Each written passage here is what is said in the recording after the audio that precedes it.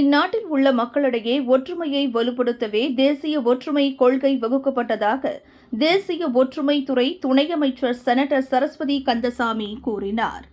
கூட்டரசு சட்டம் மற்றும் ருக்கன் நெகாரா ஆகியவற்றை அடிப்படையாக கொண்டு கடந்த 2021ஆம் ஆண்டில் தேசிய ஒற்றுமை கொள்கை அறிமுகப்படுத்தப்பட்டதாக நாடாளுமன்ற மேலவை உறுப்பினர் அவர் குறிப்பிட்டார்.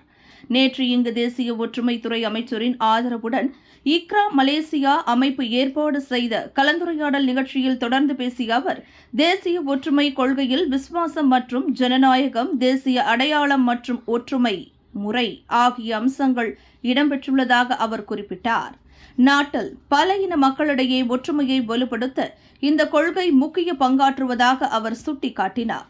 இதற்கு ஏற்ப நாட்டின் 10வது பிரதமர் டத்தோ ஸ்ரீ அன்வார் இப்ராஹிமரின் மலேசிய மடானி கொள்கையை வெற்றியடைய செய்ய தேசிய ஒற்றுமைத்துறை அமைச்சு உறுதி கொண்டுள்ளதாக சரஸ்வதி மேலும் தெரிவித்தார்.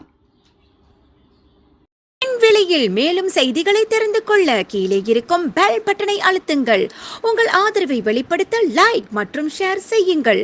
தொடர்ந்து விண்வெளியுடன் உங்கள் பயணத்தை தொடர்ந்திருக்க சப்ஸ்கிரைப் செய்யுங்கள்.